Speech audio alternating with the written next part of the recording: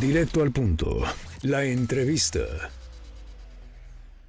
Estamos en un proceso muy importante, el proceso judicial electoral, y la pregunta que surge de inmediato, ¿y qué es eso? ¿Y cómo se come? ¿Cómo va aquí en Chihuahua, aquí en la entidad? Hemos invitado por ello a la licenciada Yanko Durán Prieto. La licenciada Yanko Durán Prieto, que ya se encuentra aquí en nuestros estudios, es la consejera presidente del Instituto Estatal Electoral. Ya hablábamos de esa presencia de las mujeres en todas las actividades de la vida, y aquí no podía ser la excepción. Bienvenida, licenciada, gusto en saludarla. Muchísimas gracias, gusto en saludarles también. Agradecemos mucho este espacio que nos conceden para hablar, sí, de un tema que efectivamente ahorita está así en boga respecto a lo que es la elección judicial, lo que vamos a hacer. Pero sí, efectivamente poco sabemos qué es lo que vamos a elegir y cómo es que se va a llevar a cabo esta elección sin precedentes. Tiene el Instituto Estatal Electoral, tiene el Instituto Nacional Electoral, pues, sí, a nivel nacional, vaya, que caminar, pues, con mucho tino. Yo no sé si sea el tiempo necesario, yo pienso que no, porque si sabe Dios en las elecciones normales, ¿verdad? Es decir, para la elección de nuestros representantes populares, nuestros gobernantes, pues la gente ni sabe ni participa, como que pierde el interés. Yo no sé aquí si haya desinterés, haya desinformación, o sea, el mismo proceso de cambio que vive el país. ¿Cómo lo definiría usted? Yo creo que más que desinterés, sí, tal vez deriva precisamente de la desinformación. Efectivamente, en los procesos constitucionales, como los conocemos, en las elecciones de nuestros representantes ante el órgano legislativo, la gobernadora, las personas que encabezan las presidencias municipales, cada vez vemos o batallamos más para que las personas acudan a las urnas a votar el primer domingo de junio, pero además también para que participen de manera activa durante los procesos. Eso es definitivamente un desencanto general. Y ha sido siempre, desde hace muchos años, una de las actividades fundamentales de las instituciones electorales, el incentivar. Creo que ello se debe a precisamente el sistema como lo tenemos construido. Todavía nos vamos a formar, todavía tenemos papel. Creo que hay que ir pensando en las juventudes, que es el grupo etario que menos participa. Precisamente por eso, o sea, me voy a ir a formar todo el domingo a cruzar, cuando puedo tenerlo en mi dispositivo o puedo ir y nada más picarle a una urna electrónica. De por sí ya tenemos eso, que cada vez es un trabajo más arduo para las autoridades electorales, el que la gente se involucre en la toma de decisiones. Ahora con esto, pues aún más. ¿Por qué? Porque efectivamente no hay la suficiente información. Todo el mundo sabe que se va a llevar a cabo el proceso de selección o de elección de personas juzgadoras, que fue todo un tema previo, caminar o andar respecto a si se va a dar la reforma, si no, finalmente se dio, si van todos los estados, si no, si Chihuahua va, si no, ya está aquí. Eso sí, tuvo mucho auge, todo el mundo hablaba de eso, pero ahora el cómo lo vamos a operar, eso de hecho lo estamos construyendo incluso ahorita en este momento las autoridades electorales sobre bases ya determinadas muy básicas, muy generales, pero que precisamente por la diferencia o por las especificidades de este proceso, pues tenemos que ir construyendo cosas novedosas como lo es el proceso. Entonces, pues ahí vamos. En cualquier elección el proceso inicia mucho tiempo antes, ¿verdad? 6, 8 meses antes. Me imagino que este proceso ha iniciado ya, ¿no? Los constitucionales, desde diciembre. Del diciembre. Los constitucionales siempre son 8 meses antes. El 1 de octubre, por ejemplo, para el proceso anterior nos instalamos y la elección sería hasta junio. En este caso se decidió finalmente que Chihuahua iba con la elección de las personas juzgadoras y las magistraturas, y pues bueno, se decidió casi a finales de diciembre, y en ese sentido el 28 de diciembre el instituto inició el proceso extraordinario de selección de personas juzgadoras del Poder Judicial. Entonces ya estamos inmersos en el proceso. Inició apenas 6 meses previos a lo que va a tener lugar el 1 de junio, y eso pues acota un poco o un mucho el tiempo para realizar las actividades que tenemos que cumplir para llegar al 1 de junio. Pero además la falta de algunas definiciones por parte de la Autoridad Electoral Federal, pues también ha frenado un poco lo que podemos hacer las entidades federativas respecto a la elección de nuestros poderes judiciales locales. Eso es muy, muy importante, porque para que haya participación debe haber información, es básico. Y la pregunta pues obligada en este momento es ¿por quiénes vamos a votar?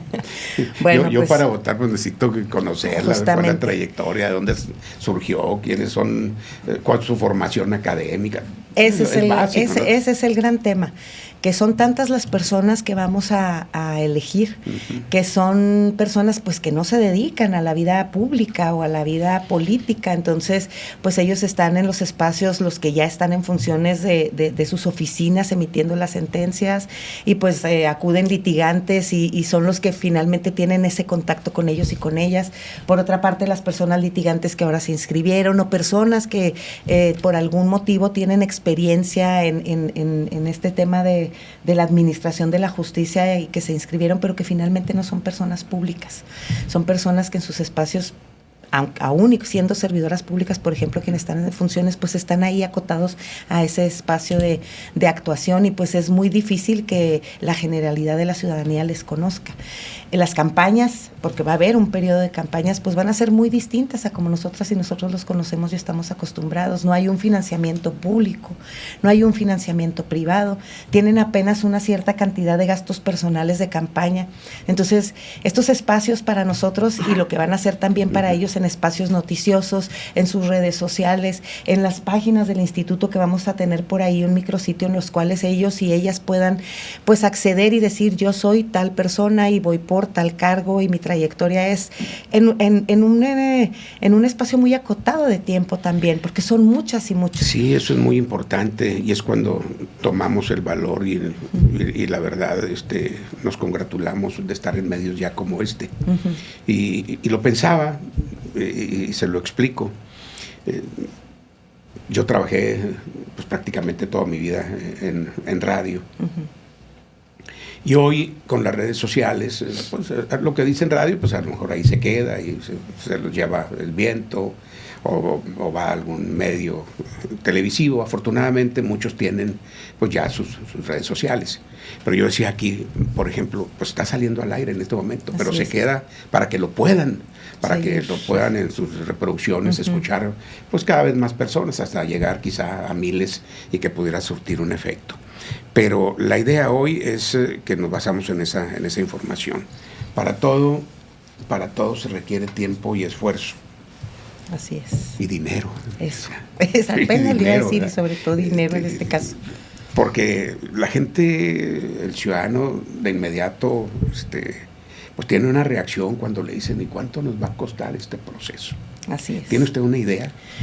Nosotros ya solicitamos una ampliación presupuestaria, porque efectivamente, dado que no teníamos definición en el momento en que se presenta el presupuesto, nosotros, todas las autoridades, tenemos un cierto momento en el que tenemos que acudir al Ejecutivo y decirle: esto es lo que yo necesito para operar el año que entra. En ese momento todavía no había definición de si se iba o no llevar la elección del Poder Judicial estatal en este año 2025. Finalmente se decidió ya cuando nuestro presupuesto ordinario había sido aprobado. Entonces acabamos de presentar esta ampliación presupuestal de 378 millones. Y son 378 millones ya ajustados. Empezamos con una cifra significativamente alta. Fuimos haciendo acotaciones, fuimos diciendo: bueno, esto podemos suplirlo con esta otra cosa, esto podemos reutilizar esta otra cosa, esto podemos ajustar precisamente nuestro presupuesto ya autorizado, y en lugar de invertirlo en esto, pues le metemos a la elección judicial. Después de un ejercicio muy acucioso, de un análisis muy a conciencia respecto pues a las finanzas que vive pues no solamente el Estado, ¿verdad?, sino el país, llegamos a esa cifra. Y es una cifra que creemos que nos va a dar la posibilidad para llevar a cabo una elección como la que está acostumbrada la ciudadanía a ver del Instituto Estatal Electoral, una elección que cumpla con todos los principios rectores, tanto de la materia como de nuestra actuación, asegurando que el día 1 de junio las personas, todas las personas, que esperemos que sean muchas, que acudan a las casillas, tengan su boleta. Hay que contratar personas para llevar a cabo la operación de la elección. Entonces, creo que derivado de esos ejercicios, esa es la cifra óptima. Tal vez pudiéramos, estamos conscientes de que a lo mejor es una puerta que no puede abrirse con la amplitud que nosotros vamos a querer, pero aún así hemos estado trabajando, pues previendo que no sea posible que se nos otorgue toda esa cantidad, que sabemos que no es poca cosa, pero desafortunadamente es una elección y eso es lo que cuestan las elecciones en nuestro país. Entonces sí es un presupuesto que puede considerarse un tanto robusto, pero hecho en un análisis muy a conciencia de lo que necesitamos para trabajar óptimamente la elección del Poder Judicial. ¿Cada cuándo sería este tipo de elección? Válgame Dios, esta vez va a ser por 8 años para empatarlo, pero entiendo que es cada 9. Esa va a ser la periodicidad pues de las personas que ejerzan los cargos para los cuales se van a elegir. Eso está muy bien, por supuesto que hemos iniciado el paso. ¿Hay algún otro lugar donde pudiéramos reproducir, para sacar experiencias? Reproducir después país, de esto, tenemos precedente, hay en Perú y hay en Bolivia. Somos pioneros en Perú, esto. Pues pioneros entre comillas, dado que no han sido realmente considerados como ejercicios exitosos, aunque en Bolivia sí se continúa haciendo, pero sí con algunas diferencias respecto a la elección que llevamos nosotros a cabo, sobre todo en los cómputos. Entonces no son realmente ejemplos a los que podamos acudir para implementarlo aquí en México o en alguna entidad. Claro que voltea uno a verles, ¿verdad? Porque bueno, lo han hecho durante algunos años, pero creo que sí somos relativamente, podemos decir que bajo el esquema en el que se está haciendo aquí en México, se puede decir que sí, México como siempre es una tarea titánica. La escucho y digo, sí. Ay caray, pues, mujeres que tienen una responsabilidad, y habla usted como la consejera presidenta. Pero la verdad es que sí se tiene tiempo en principio, y se tiene un problema, un panorama sumamente difícil, porque la escucho y hay necesidad de que empiece por los medios. Por eso hablaba de que usted tiene que recorrer todo el estado. Los medios deben capacitarse también para que podamos expresar, ¿sí? De alguna manera reproducir lo que usted nos comenta, para que la gente lo escuche, lo pudiera comprender, y creo que esa sería la manera, ¿verdad?, de que se vaya pues haciendo crecer todo este tipo de propuestas hasta el momento. Así es. La verdad es que hay otras cosas que nosotros nos gustaría preguntar, que son de cajón. ¿Cómo serán los votos? ¿Cuándo serán los votos? ¿Cuántas casillas está buscando implementar en la población, por ejemplo, aquí en Ciudad Juárez? Y vaya, pues usted tiene que andar en todo el estado. Por eso le decía que no es cosa fácil. No es tarea fácil, pero creo que sí es una tarea obviamente que recae fundamentalmente en la autoridad electoral, en todas las autoridades electorales, tanto la administrativa como la jurisdiccional, pero sí creo que también es una tarea que tenemos que llevar a cabo en conjunto con muchísimos aliados estratégicos y aliadas estratégicas. Los medios son principalmente. Y tenemos pensado establecer foros en los que podamos compartir la información y sí, que se puedan ir replicando. Y también, yo no soy la única consejera, sí presido el instituto, pero yo creo que todas las consejerías van a tener que andar también en este recorrido, en esta gira de medios, dando a conocer lo que va a pasar. Porque luego tenemos y apostamos a que instituciones educativas, otras instituciones públicas, pues nos ayuden también a permear esa información en la ciudadanía y que luego la propia ciudadanía la vaya replicando, porque como ya dijimos, es una elección que cuesta y cuesta mucho dinero y hay que hacer que valga la pena, hay que acudir a votar el 1 de junio, pero hay que acudir de manera informada. Eso tiene que ser un proceso importante. Tiene que ser un proceso muy vigilado y puede ser que alguien se salte las trancas. Este es un proceso judicial electoral. Así es. ¿Y dónde están los partidos políticos? En ningún ¿Cómo lado. cómo van a evitar que anden de metiches? Bueno, a la par de que se aprueba la ley, ¿verdad?, de la elección del Poder Judicial, se establecen también ahí las conductas que se consideran sancionables y entre ellas está precisamente, pues, como sujeto sancionado y como conducta sancionada la injerencia de los partidos políticos. Esa es una de las diferencias más especiales que tiene el proceso. Estamos acostumbrados que un proceso electoral, pues es eso, partidos políticos, es eso, candidaturas que emanan de las filas de las fuerzas políticas. En este caso, no debe ser así. Es la prohibición principal. Los partidos políticos, de hecho, no forman parte en esta ocasión del Consejo. No pueden acudir ni con voz ni con voto. Y obviamente no pueden hacer campaña por las personas que se están posicionando para algún cargo. Lo sabemos que pues en muchas ocasiones no va a ser así, que siempre hay una manera, que siempre somos muy creativos y encontramos la forma de hacerlo, pero hay sanciones para eso.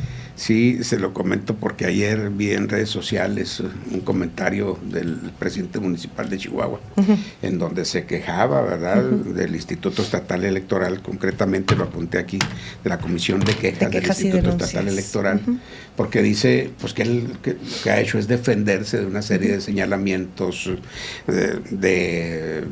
pues quizá de unas participaciones totalmente falsas de las que se le acusa, ¿no?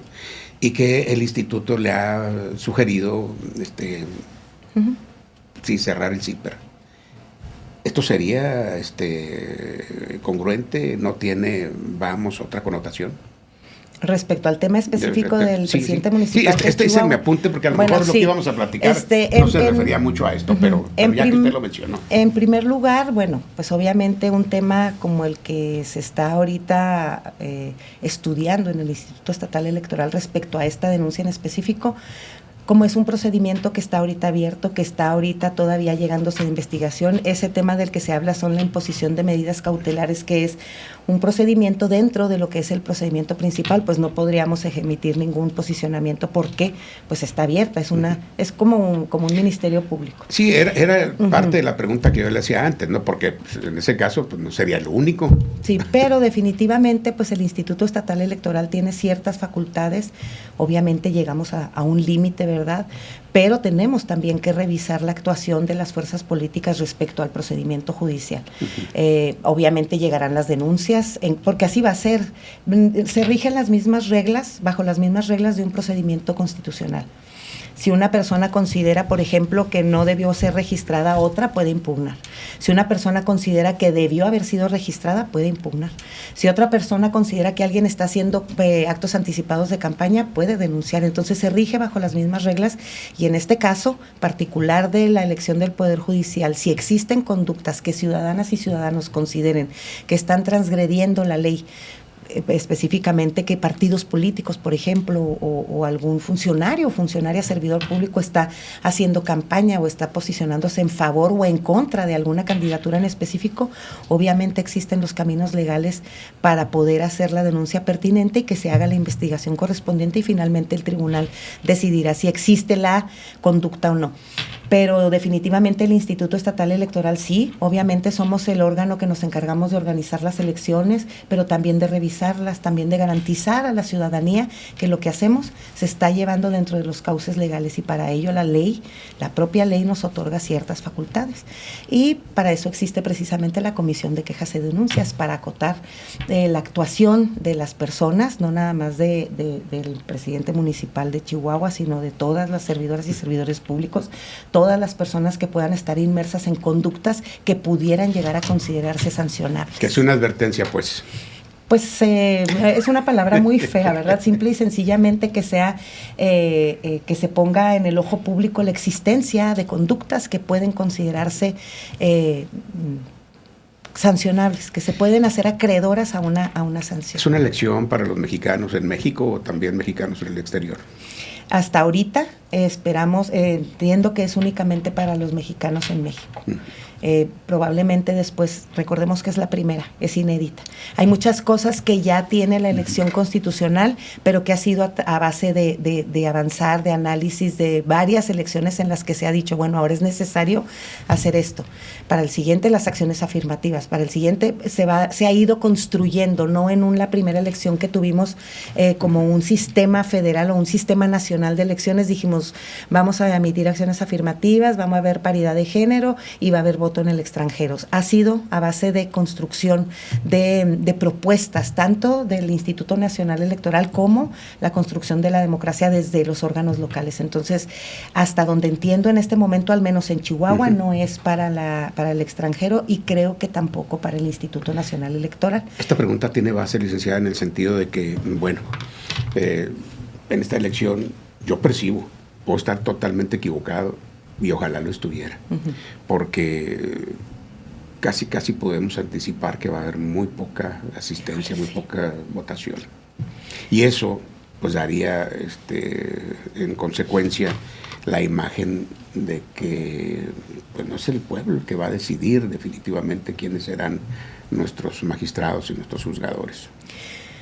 Sí, ese es un tema muy importante y creo que es precisamente la tarea más titánica que tenemos tanto la autoridad electoral federal como la autoridad electoral local, de las 17 entidades federativas que vamos con elección del Poder Judicial, sobre todo en este año, porque somos quienes pues vamos a iniciar, somos quienes vamos a marcar la pauta. Y definitivamente el abstencionismo ha sido la constante. Y lograr que las personas acudan a votar ha sido siempre así como que el talón de Aquiles de todas las personas que nos dedicamos a esto. En este caso creo, como usted, que la participación no va a ser la que nosotros deseamos. Y no es tanto que no la vayan a elegir las personas, porque finalmente sí, somos quienes vamos a acudir a las urnas, los que vamos a elegir esas personas, pero la legitimación de esas autoridades ahora judiciales pues va a ser muy, muy relativa, porque van a ser 10,000 o 15,000 o 20,000 personas de un universo gigantesco de personas que podemos emitir el voto, quienes finalmente van a decir tal persona es quien va a ser magistrada de una sala familiar y civil. Su legitimación pues sí va a ser un poquito menos robusta, por decirlo de alguna manera. Ahora que habla de esto, espero que el cuerpo robusto electoral no nos afecte también. ¿Cómo será la estructura que alcance Juárez? Bueno, nosotros estamos acostumbrados, todas y todos, las autoridades y la ciudadanía, que se instalan 67 asambleas municipales de Chihuahua. Estamos hablando de todo Chihuahua, porque somos 67 ayuntamientos, ¿verdad? 67 municipios.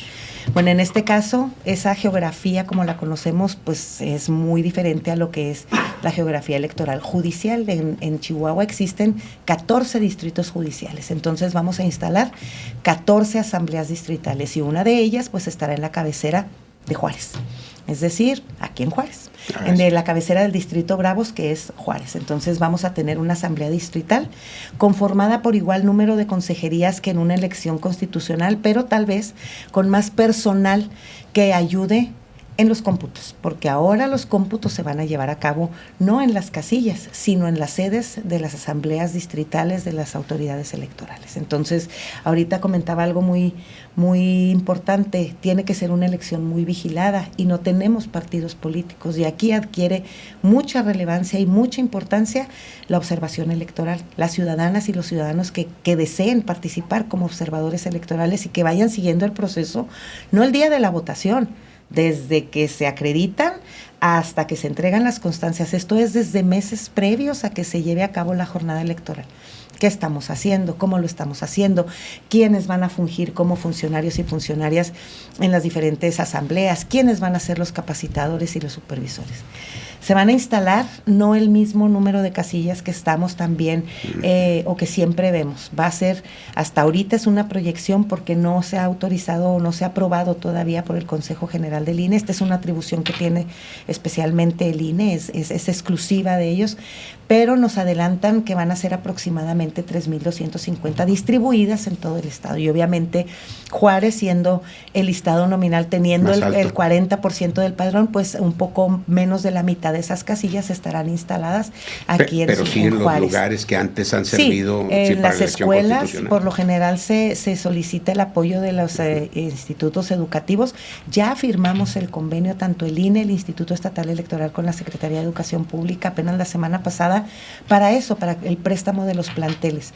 En esta ocasión es todavía más importante que sean planteles educativos, porque por el tamaño de los centros de votación pues se requieren espacios bastante amplios, que no siempre siempre una casa particular nos puede brindar. Entonces, más de la mitad de las casillas se van a instalar en los centros educativos que siempre se han instalado, pero también habrá espacios particulares en los que habrán de instalarse centros de votación.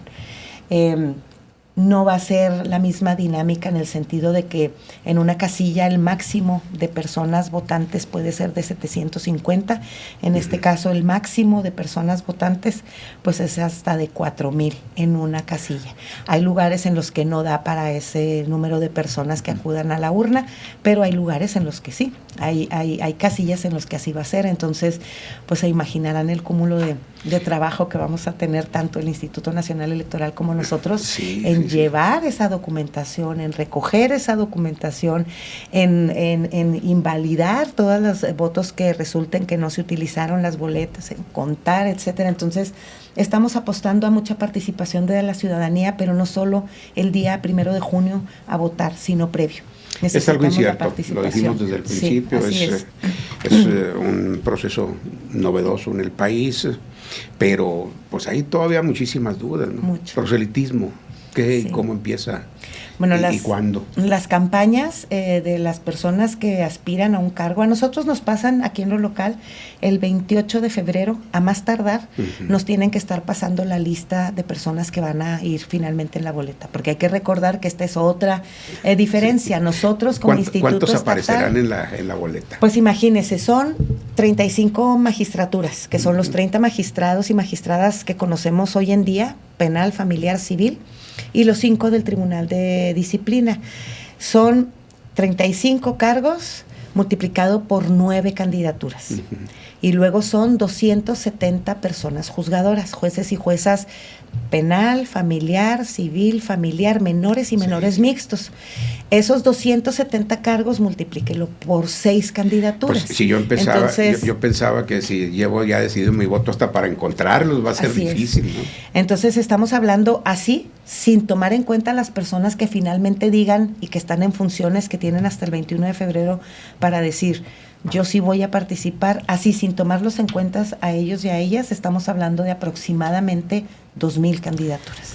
Va a ser una situación muy difícil. A mí me gustaría preguntarle, sí, usted, pues claro, es su responsabilidad, pero como abogada, como hoy la consejera presidenta del Instituto Estatal Electoral, ¿qué opina?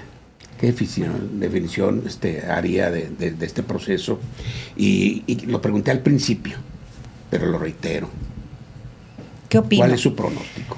Ahora, ¿qué opino del proceso? ¿Cuál es mi pronóstico? Bueno, yo espero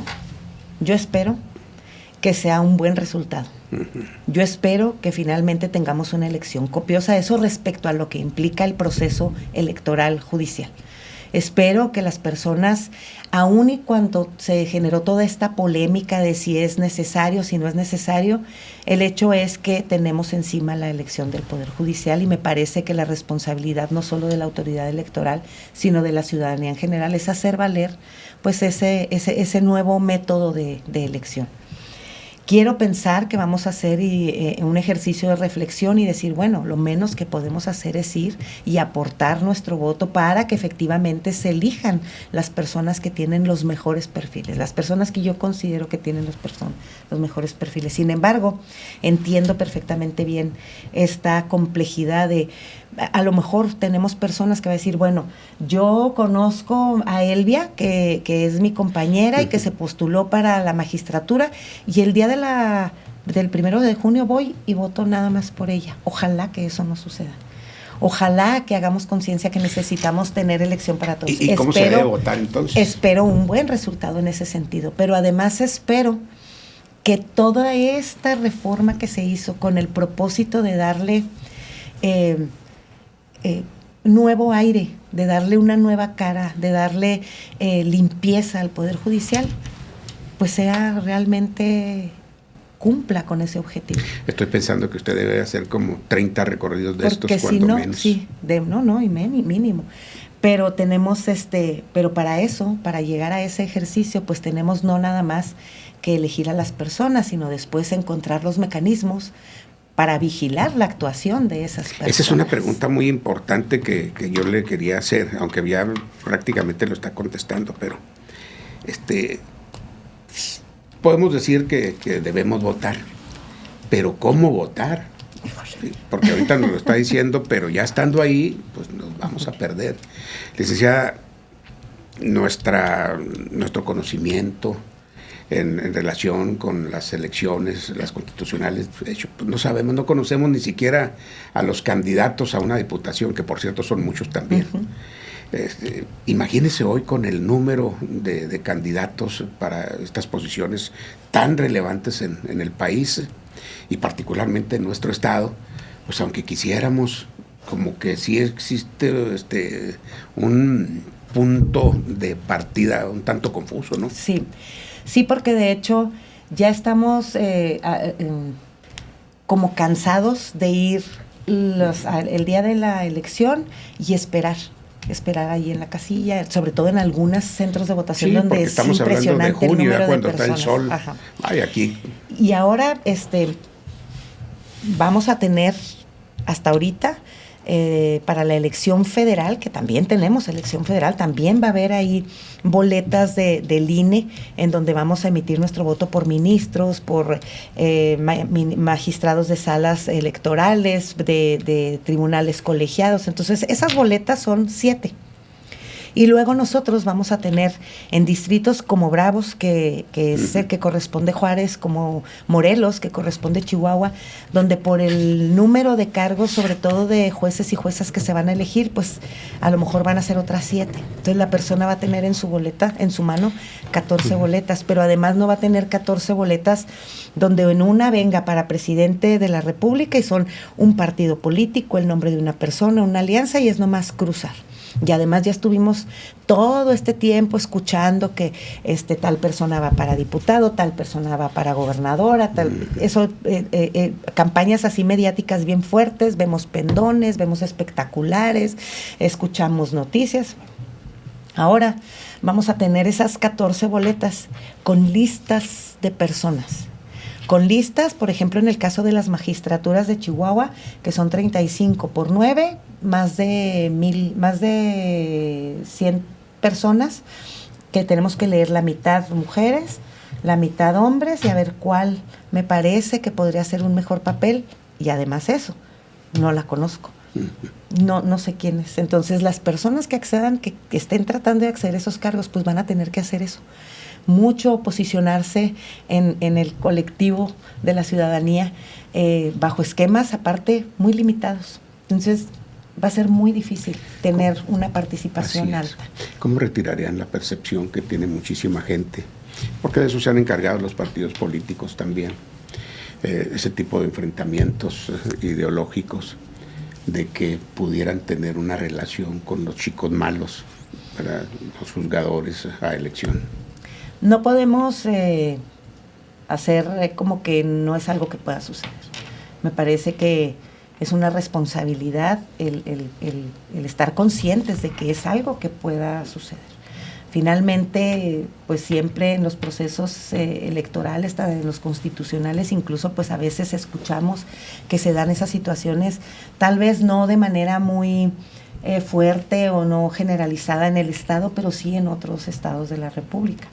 Entonces, pues evidentemente no estamos hablando ahora del poder, de tener a un presidente municipal, sino estamos hablando ahora de precisamente la administración de la justicia, y eso implica pues la libertad de las personas. Entonces, es posible, ¿verdad?, que pudiera generarse este tipo de interés en esos grupos, porque pues bueno, finalmente pues son quienes van a administrar la justicia y quienes en algún momento dado juzgarían algunas de sus conductas, y pues hay interés en ello. No podemos decir que así va a ser, pero tampoco podemos decir, no, eso es imposible, porque sería una irresponsabilidad no aceptar que puede darse el caso, y nosotros tenemos que estar como autoridad pendientes de que en la medida de lo posible eso no suceda, y para eso tenemos ya también pláticas con las autoridades de seguridad pública para hacer los convenios, para estar pendientes de la protección, del ejercicio del voto bajo todas las la seguridad pues que ello puede implicar para la ciudadanía al momento de ir a las urnas, para las candidaturas, etcétera. Entonces, sí estamos conscientes de ello, sí estamos obviamente tomando las precauciones, porque no podemos decir, no, eso no va a pasar. En otras complejidades, que me imagino esto fue prioridad, ¿no? A esta altura del proceso ya debieron hacer insaculaciones o cosas como estas. ¿Cómo va a ser la estructura en cada una de las casillas? ¿Sí? ¿Quiénes van a estar ahí encargados de cuidar el voto? La estructura de las casillas es igual. Únicamente va a haber como estos 4 modelos de casillas. En aquellos pero lugares también van a ser va a haber llamados. Presidente, va a haber secretario, va a haber escrutadores, eso ya está va listo. a haber capacitadores. Ya hicieron la primera insaculación y creo que ya estamos invitados para la segunda, que creo que es ahora el 11 de febrero, no estoy muy segura de la fecha. Pero a la par también están llamando a las personas o se están haciendo de las personas o ratificando a las personas que ya estuvieron en procesos anteriores, incluso en el pasado, y que tienen la experiencia. Y a la par sacan estas insaculaciones porque pues obviamente tal vez no se completen, ¿verdad?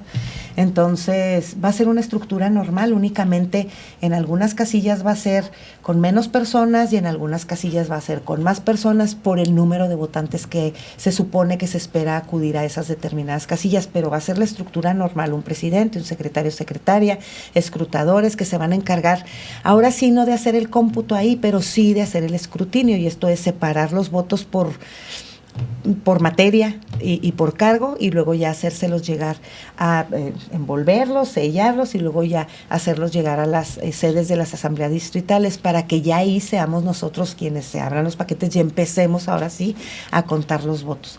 ¿Quiénes van a estar en las casillas? Pues definitivamente no puede haber representaciones de partidos políticos. Y pensar en la representación de las candidaturas, pues sería una locura, no cabrían ahí. Sí. Entonces, ¿quiénes estamos esperando que estén?